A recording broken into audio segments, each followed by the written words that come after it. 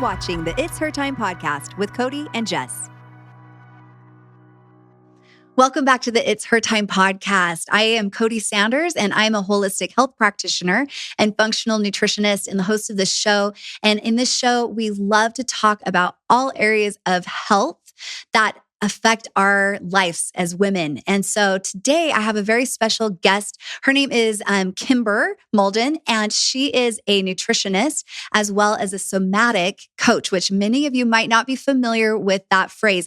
But basically, she helps women with their healing in working with the nervous system and helping us to know how to self-regulate as well as how to self-nourish so that we can support our own body's natural healing processes. This is going to be a conversation that is going to be so enlightening for so many of us. I know I was loving everything that she was sharing and absolutely put my stamp of approval on everything she was sharing.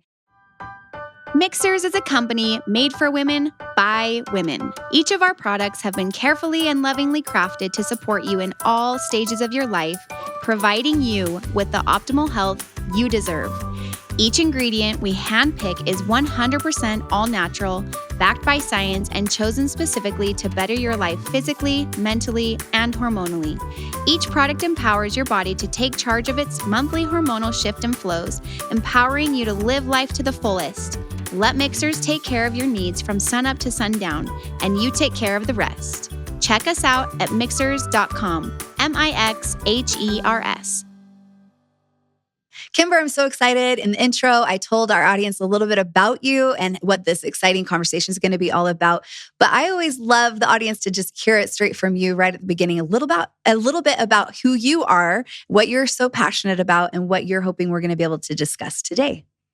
Yes, of course. Thank you so much for having me on. I'm also excited. So I'm a nutritionist and a women's health coach. And in the last year and a half, I've also evolved or moved into working with trauma and nervous system regulation and attachment. So I think when I first went to school for health and nutrition, I was pretty broad in my application of it. And then as I started to practice more and more and just observe who was coming to me for support, I noticed that it was, predominantly women.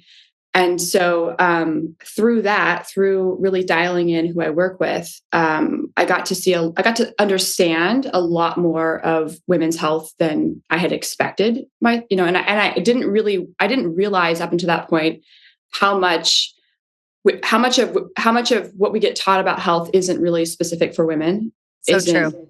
And so that was kind of a shocker of I actually need to re-educate myself on a lot of things in order to fully help women. And then as a result of that, just helping them with their metabolic health, I started to see patterns over and over again of nervous system dysregulation. Mm-hmm. So trauma patterns, stress patterns, things that tie in with metabolic functions because Absolutely. We use our nutrients as we, based on our stress levels and all that. But, so it's been kind of this evolution of working, more into the somatics and realizing just the broad application of it and the immense need for it. And, so I'm really excited to talk about all of that. And hopefully, some women in your audience will learn something new. I love it. I was doing some research on your page and I feel like we are aligned on so many areas. That was kind of my history as well, working with women one-on-one for now nearly 30 years. It kind of evolved and it became more of my niche where I was working with women and their hormonal health and helping to address that through a holistic approach, through nutrition and lifestyle and all of that. And so I just think it's so wonderful, to have these kinds of conversations because you're right. There is such a lack of education that's out there specifically for women. And yet all of us are, out there trying to figure out what's going to work best for us. And so if we can give a good broad, view of what is even available out there, things that we can consider and approaches that maybe we've never been familiar with that might look a little different than mainstream. I think that it's so helpful for us because we'll know, intuitively what is actually best for us. And I always love it when we get down to the cellular level of things. So I'm excited to dive into that for sure. Is it okay? I loved this on your website. I loved that you had a manifesto, and I wanted to read it, if that's with your permission, of course, just because I feel like it's very aligned with our manifesto and like what drives us, what the heart is behind this podcast, and then also behind Mixers. So I just loved it, and I just think it will set the tone for this conversation today, if that's okay. So. Yeah, please. I wrote that years ago. So I love that that's still so relevant. Well, way to go, Kymber. It's awesome. Yeah. It's really powerful. I really loved it. Okay. Her manifesto says women have a right to full ownership of their bodies. We have a right to access our innate wellness and sanity. Eating animals can be as virtuous as eating plants. We have unlimited emotional depth and potential. Getting stronger is more important than meeting any beauty standards. We're driven to create our own rules when the old rules don't apply. We're curious and open to questioning everything. We get to choose what our sexuality feels and looks like. Our appetites are important signals deserving of understanding and respect. We can thrive living as modern humans, caring for our ancient genes. We honor our ancestry and respect the wisdom inherent in our stories. We want to live a life worth healing for. I love that. And we are health science explorers. Okay. So I loved it. So well done. I think it's just really powerful. And so with all of that, being shared and these thoughts, this conviction, I hope that we're all just viewing our own selves as, these explorers of our health. So thank you. Yes. Amen. Yeah. Amen. Okay. So let's just get to it. Okay. So you have a different approach. And I love how you talk about this as far as like where most approaches when it comes to healing is a top to bottom approach, where with what you do, you're more from the bottom up. Can you explain what that means?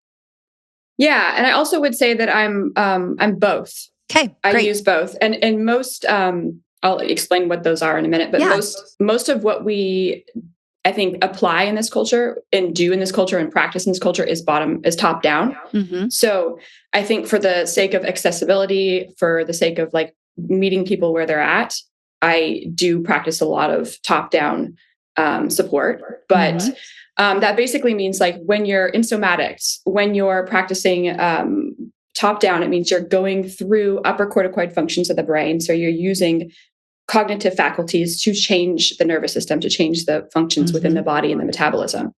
When you're when you're approaching health or, we'll just say health from bottom up, you're going through the body.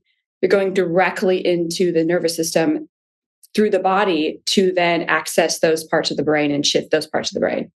So, an example would be top down would be talk therapy or even like mindfulness meditation, like where you're visualization. Visualization. Yeah. And then bottom up would be somatic experiencing. So that's like, working with the practitioner to actually feel the different, nervous system spaces that you move into that are very subtle. And when you're able to slow things down, breath practices, anything that you can tap into within the felt sense that actually lives underneath the thoughts, before the thoughts. Yeah. It's very primitive. It's how it's like our learning process as newborns, is very much from the bottom up approach, like what you're describing here. And so I think it's just really interesting to kind of think, that's actually powerful. And these sensations, these things that we've experienced on that level is actually what has led to and created the thoughts and visualization patterns and things like that for us. And so it's great. I just realized that we should probably define what somatics is, because we're using terms maybe that aren't going to be as familiar to some. Yeah. So soma is body. So somatics is of the body. So when we're working with the body, we're looking at the physiological processes within the body, the feelings within the body. Again, like that term felt sense really applies here. I think, we walk around in the world and we tend to our thoughts are running constantly and we have ideas and narratives running all the time. And so we tend to relate to the world as we think about it. And so a lot of us don't understand that there's this whole world of just feelings. like just the feeling tone of life. And we have a felt sense of everything, of space, of places, of things, of relationships, of people, of memories. Like a lot of that, I would say the vast majority of our memory is stored in the felt sense in the body. Mm-hmm. And so, movement practices, yoga, these things do get us in there, but like through doing somatic practices, you are intentionally accessing those things. And, ideally you're doing it in a way where you're actually able to integrate it. So you're not just bringing stuff up and then having to like contend with whatever comes up. Actually be able to process through some of these things. So before we get into maybe what some of these somatic practices would look like, I would love for you to kind of go into maybe first steps when somebody is coming to see you. What is it that they're usually like coming to see you about? And like, what are some of the things that you're first talking with them about? Yeah. And that has shifted the more that I've started to promote myself as, working with trauma and somatics. But most of the time women come to see me because they have metabolic issues. They have physiological stuff. So hormone imbalances, gut disruptions, digestive issues, mental, some stuff that's affecting their mental health and their energy. And then usually what I find pretty quickly is that they have a lot of, stress around their health. Mm-hmm. That's a really, really common one. And I also work with parts. I don't know if you're familiar with IFS and parts work. So I can explain, what yes, that please. is in a minute. Yeah. But I use that a lot in my practice because so much of the stress that comes from trying to manage our health ourselves and it can bring up a lot of protective parts. Mm-hmm. So I find that true. A lot of women, even if they don't have the language for it and they're not directly familiar with IFS or parts work, it lands really quickly. It's very intuitive for them. And most of them, they come to me because they're struggling with their health parts. I love that. And if you don't mind, I'm just going to interject because I want to kind of bring the audience up to speed because we have kind of touched on this, but I love that we're going to be able to dive a little deeper into what this looks like, how this feels, what this, what this would entail. So what basically we're talking about is, as a practitioner, sounds like both Kymber and I, we do take a root cause approach when it comes to healing. And with that, oftentimes in our practice, we have recommended different healing protocols for people. And they're very effective protocols. But you know how I have talked to you several times about sometimes even when we are doing everything perfectly with that protocol, there's something that's still holding our healing back. And I've talked about it in the past where it's like we're almost getting in our own way. All of this effort that we're putting into the healing is actually putting our nervous system into a state, like a sympathetic nervous state, which is hindering our ability to be able to heal. So it can feel so frustrating if you're somebody, I've been there. I know this is something that I've had to deal with as well. Where it's like, I'm doing everything right. I'm checking all of the boxes. I'm doing, everything perfect to a T. And so, this doesn't make sense. So this is why I'm really wanting Kymber to be on here so that she can help us to understand how to come back to the basics, how we can actually address the nervous system so that the nervous system can be in that parasympathetic state where it's able to actually allow all of the good things that we're doing to actually take effect. And so I love that. This is going to be such an awesome and very powerful episode for so many of you who have been writing into me, who have expressed to me that you too have felt very frustrated, kind of feeling thwarted, even though you are doing all of the things, that you should be doing to help support healing, but something is getting in the way. This could be it. This could be it. Mm-hmm. Yeah. And I just want to add really quickly, my background prior to health and nutrition was in early child development and infant care. So when you say like the nervous system is kind of what we start out with, like I think it was an easy transition for me to go into bottom up work. And it was like what I felt called to do because I have this long background of helping new humans regulate. Right. And also like, just learning from them, like, oh, when my nervous system is dysregulated, their nervous system is dysregulated. This never goes away. It just gets buried. Right. So we still have those needs, even when we're big people, we still have, and we also have a lot of these young parts from the parts perspective, right? So we have these young parts that need to feel safe, cared for, nurtured. They need to know that there's people out there that can support them with the things they need to get support with and that they're not in it alone. Yeah.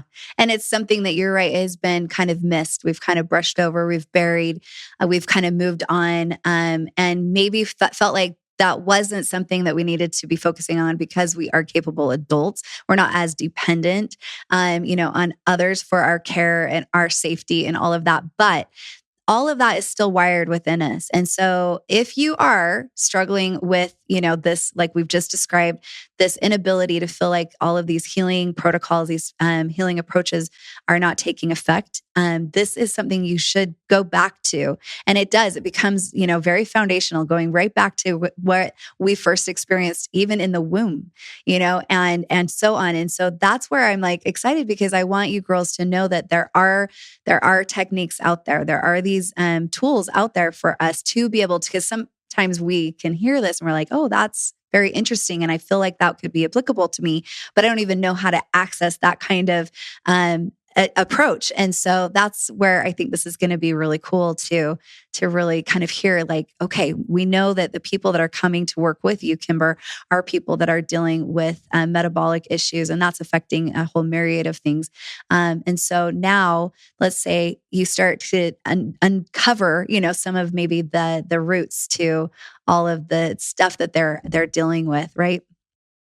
Yeah. And for my ongoing clients, the only lab, I can pretty much work with any lab at this point, but the only lab that I require is a hair tissue mineral analysis. And one of the reasons that I absolutely love that lab, it can teach you so much about a person's body. And one of the reasons I really love it is because it can teach you it can show you how their nervous system patterns and their metabolic health are intertwined. And you can see, through their oxidation rate, through their mineral ratios, you can see, like, even though it's an average of 3 to 4 months based on average hair growth, you're actually seeing a much longer term pattern from a nervous system perspective. It's so interesting. It's so interesting. Yeah. So when you do recommend this test, people go and have that, you're looking at these results, and then what? What does that tell you? Yeah. So it tells me kind of where their metabolism is at based on how much stress they've been enduring in their life, like for how long. Like, are they dealing with a lowered metabolism where their metabolism has downregulated and everything is low and slow? So their adrenals are slow, their thyroid is slow, their blood sugar is low. Or are they dealing with like they're still in an upregulated state where they're moving too fast, too much of the time, their foot is on the gas pedal all the time. And then you can basically like look at all the different systems in the body and different processes and see how those are working based on their levels of minerals and how they're relating to each other. It's so incredible. It's so cool. Yeah. I'm a big, I love to promote this kind of testing because I do feel like it helps to speed up maybe the process in a way for us to be able to, instead of guessing, we're figuring out exactly what is at the root. And so I do think too, understanding those two different spaces where it absolutely changes the protocol, as far as how you're going to approach some of these feelings of dis-ease in your body, because it's going to make a difference whether this stress level has been chronically kind of been under the surface from childhood, or if it's just that you are in an acute state of stress right now. There's just different protocols. And I feel like as a practitioner, that's something that's so helpful because it's never a one size fits all. It's never just like, oh, this person has a, adrenal, dysregulation or whatever. And so this is what we do. It's more like this specific person has these signs. This is why. This is what's been going on under the surface. And so it really helps us to be able to customize approaches for individual healing. Yeah, I totally agree. And also, like, the more tests I've run, the more I've seen kind of like larger term patterns. So at this point, I kind of am running with the assumption that the vast majority of us are working with a downregulated metabolism. Like most women, when they come to work with me, they're either at that kind of end of upregulation where they've been upregulated for so long that they're very depleted and they're now crashing, their energy's not being regulated well, or they're already downregulated and they don't realize it. And what tends to happen when we're dealing with like a low, slow metabolism in this culture of productivity, go, go, go, is that we tend to like put our foot on the gas pedal even harder. Right. We're like, why, I was fine 2 years ago. Why is this happening now? Like, this doesn't make any sense. I'm taking my multivitamins. Like, I should, I just need more coffee, or I just need, something. There's something that I need to do, when usually the body is actually saying, no, you need to do less. Like, put the brakes on. And it feels scary because you're right. The society does not support that approach. No. That feels very scary because you feel like you're stopping momentum, you're stopping progression. And, but truly it is what is absolutely necessary. And that's why we're having these conversations, so that you understand what the body is communicating with you, so that you can listen and then follow through with the instructions it's giving you. Your body's always talking to you. Your body is always trying to help you understand how to support it best. And so, don't be afraid if this is something that if you go, you see a practitioner, you're going through this testing, and that practitioner is recommending to put the brakes on a little bit, to slow down a little bit. Trust the process. It is all part of healing. It actually is necessary to even support the ability to heal.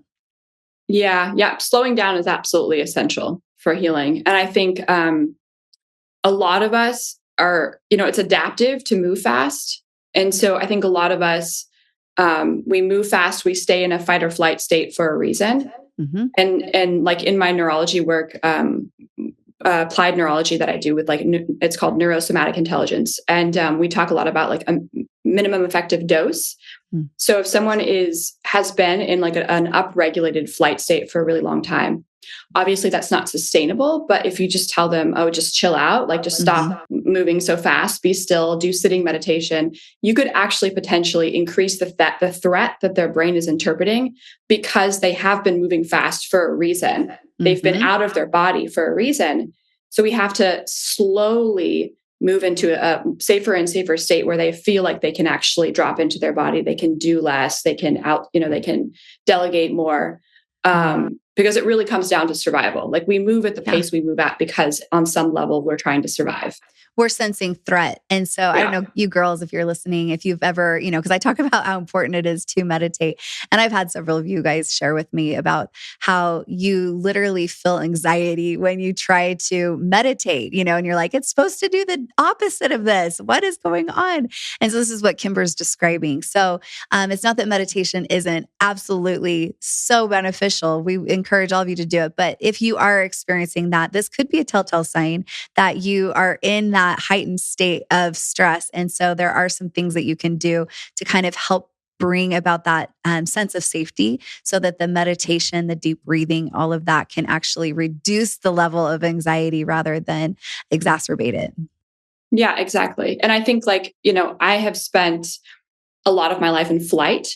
And I didn't know that. So in my 20s, I was trying constantly to bypass it by doing more and more sitting meditation, like going on sitting, like long, silent retreats. And that was all beneficial. But looking back, like, I also had a lot of anxiety. Like, I was actually, because I was just pushing myself to move, to be still, when my brain said, you need to move faster because you're not safe. So I think it's important, to understand that if you have a hard time being still, you have a hard time just like sitting with yourself, there's a reason for that. And it's not that we don't need to find a way to feel safer so we can sit still. It's that we need to work with our body. We need to work with our brain where it's at.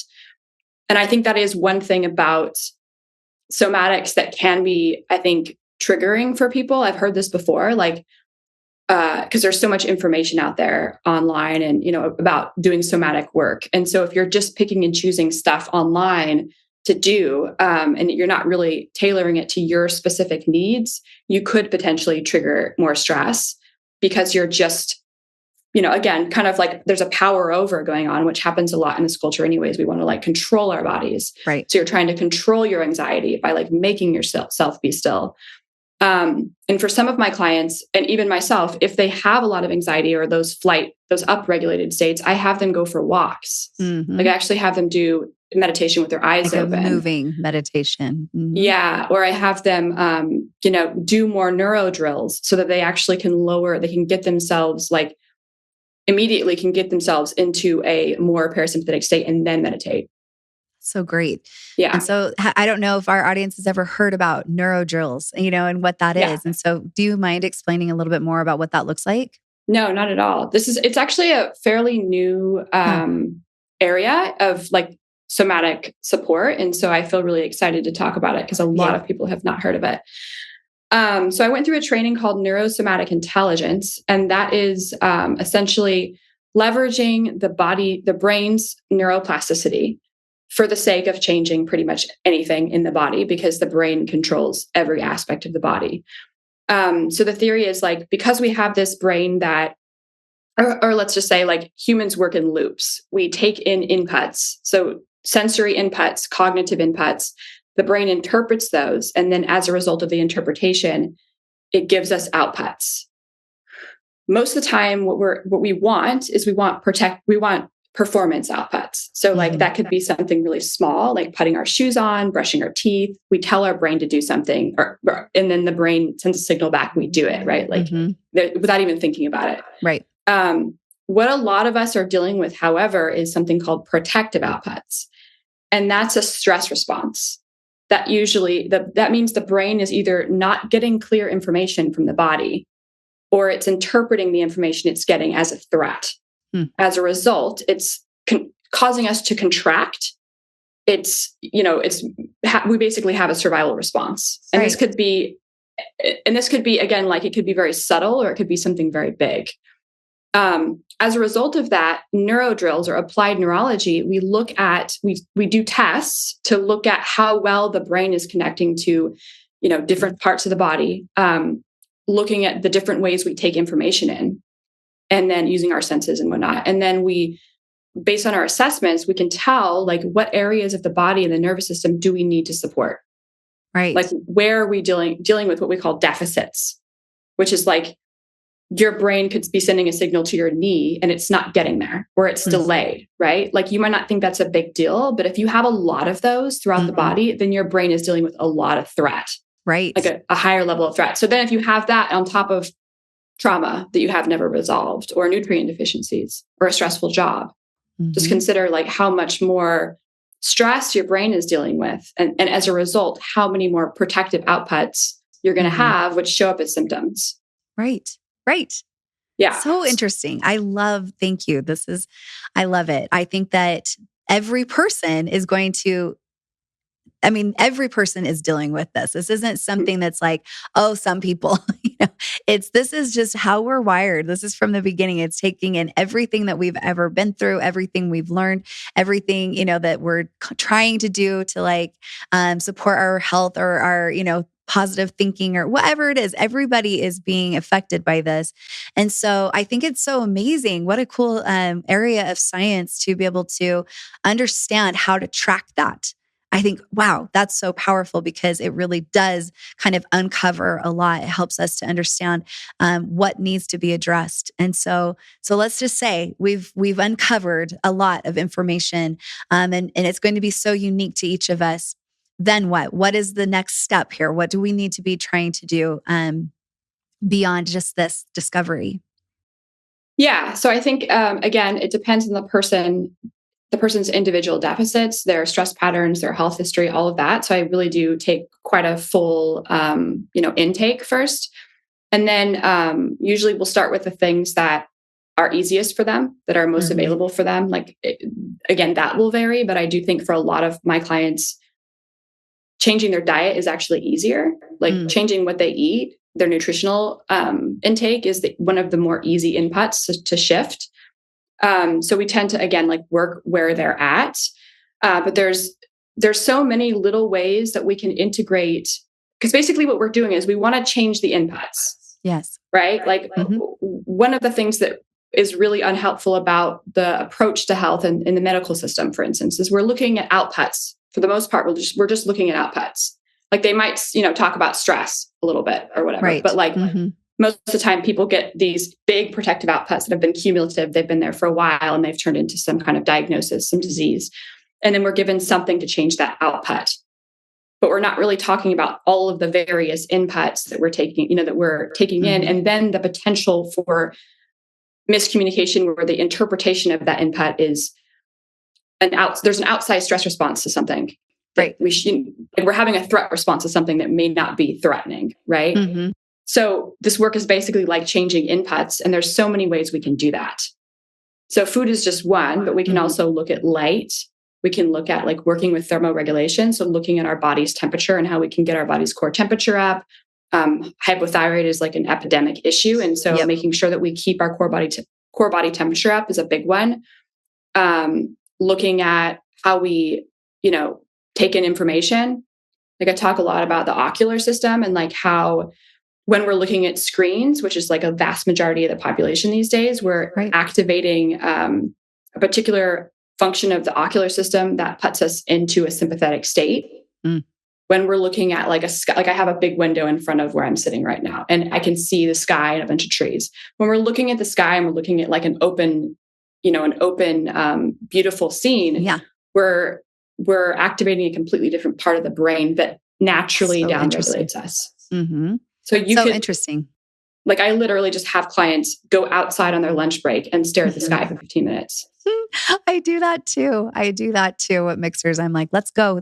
It's noon. We're going outside. We're eating lunch outside because it makes such a big difference. And, I know right now you girls are maybe watching us on YouTube. You're looking at a screen and this is a way that we can like gain this information. But unfortunately, it's the majority of our day, and we don't think about how it's actually affecting the brain and how then that's trickling down to like kind of determining our hormone balance and everything else, and all the symptoms that are coming. So even coming back to these little things, whether it seems simple, too simple to be true, the food that we're eating, the light that we're being exposed to or not being exposed to, these types of things are all connected to what I talk a lot about incorporating, making sure we're focusing on having as many safety signals and being careful with those safety signals as much as possible. And so this is very aligned with that. So just so that the audience is kind of connecting the dots here about why we're, going into all of this really fascinating information. So cool. Yeah, the safety signals is a great way to put it because that's basically what we need. Like if I work with health-oriented women and I get a lot of women that are very emotional. Like they come to me and they've already been working on their health for a long time. They've invested a lot of money and they're they have health trauma now because they've been, haven't been getting better to the degree that they want to. And usually there's a big lack of safety in their bodies.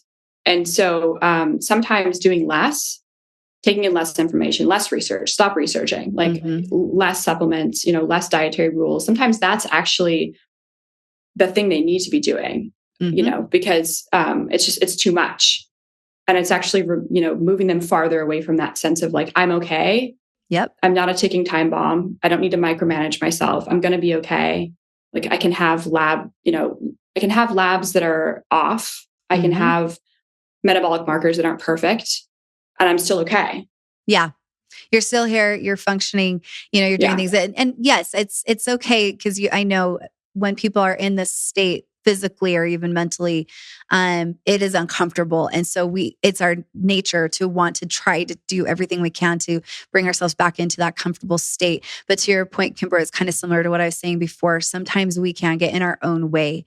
And so it's important to recognize that if we are going at this whole healing process and trying to control it, we're actually sending the signal to our body that we need to be fixed. And when that signal is being sent or that message is being sent, then it is absolutely a sense of threat. Our body is thinking we're not okay. Something is wrong. We're not okay. And so it's exacerbating some of the issues. It's holding you back from actually progressing with your healing.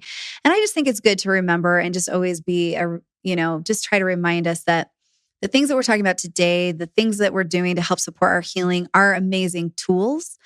But these tools are there to help support your body's own innate ability to heal. Your body is always in a healing state. Your body knows exactly what it needs to be doing. Even some of the symptoms and some of the like uncomfortable healing patterns are happening, but it's happening for your good. It's actually, it might not feel comfortable, but it's that uncomfort that is actually the healing process that's manifesting itself. And so I think that it is sometimes easier said than done. But what I'm hoping, and it's something I have to learn over and over again too, I'm totally with you on all of this, is that sometimes if we're feeling like we're doing it all and we're to that point of just exhaustion from trying everything and feeling frustrated, then that is a time that we most likely are doing too much. We're doing too much, putting too much effort, putting too much thought, putting, all of this focus where it's time to pull back a little bit.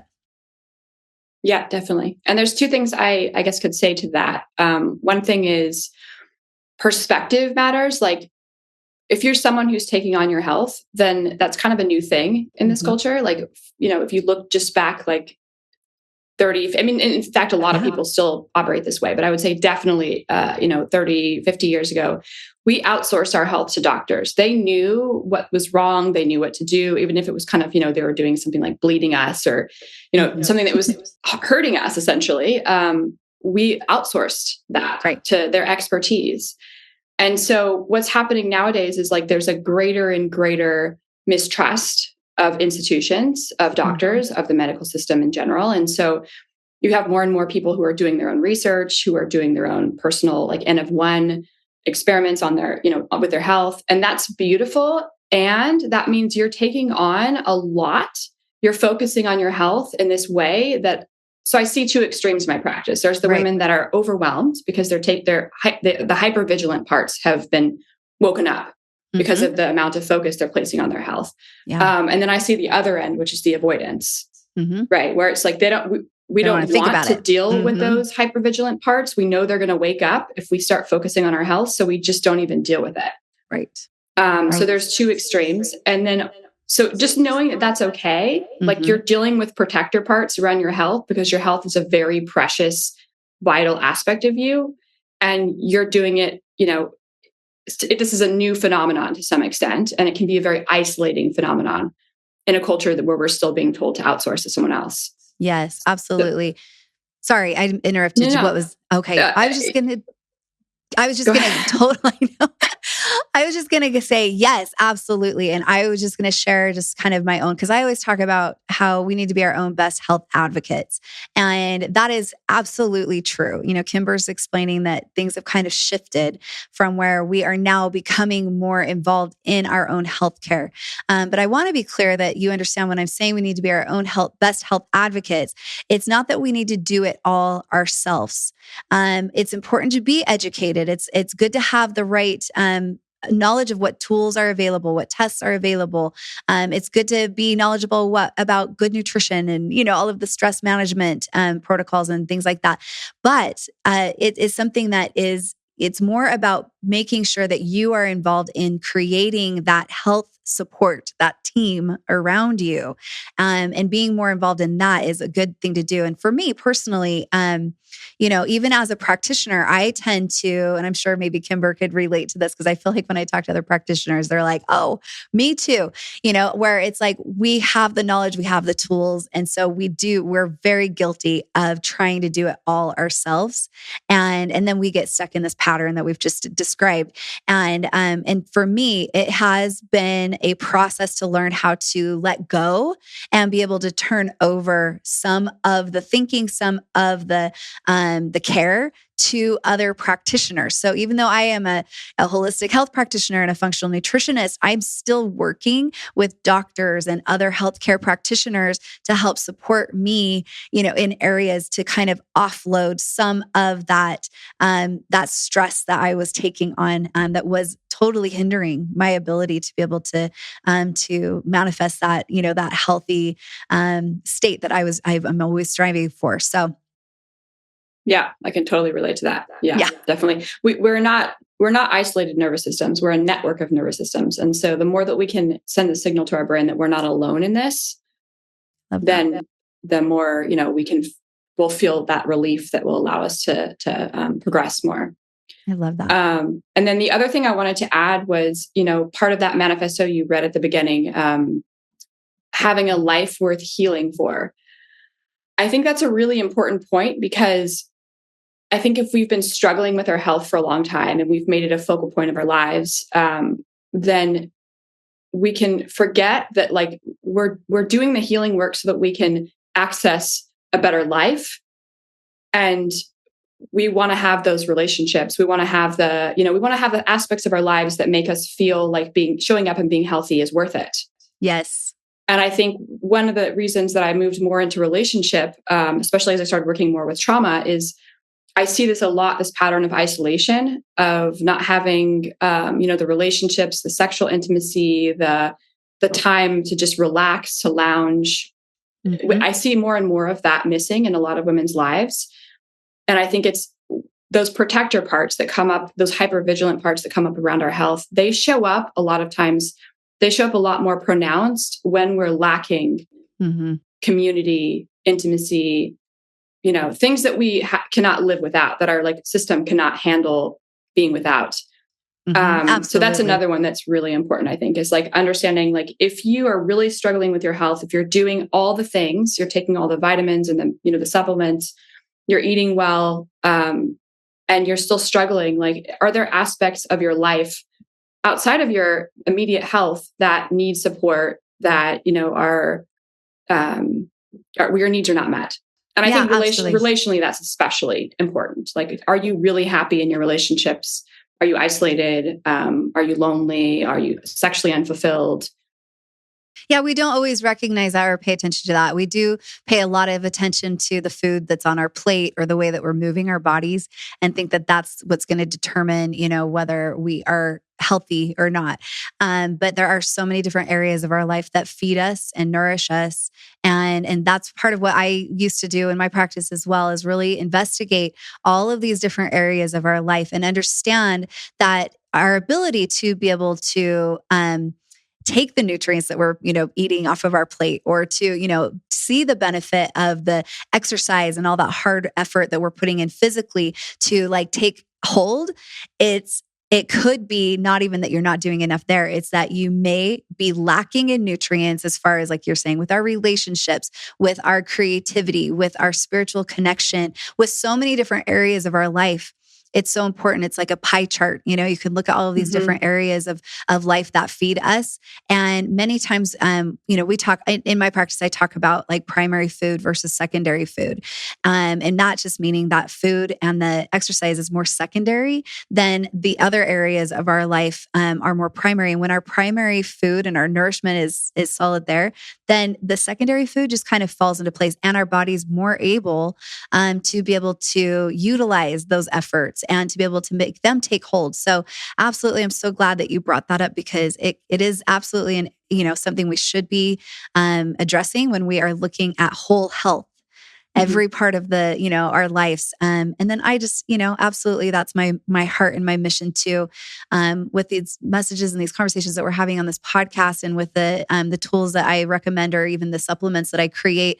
It's to help women to be able to live their lives, to make it so that their life is fulfilling. Their time spent on earth, this precious time that we all have been given, and nobody knows for how long, that it feels fulfilling, that you're actually, you're fulfilling your purpose. And if we're spending so much of our time and effort in just the physical realm, then we are oftentimes becoming deficient nutritiously in all the other areas of our life, and symptoms will manifest, trying to communicate that with us. But sometimes we don't always understand what our bodies are trying to tell us.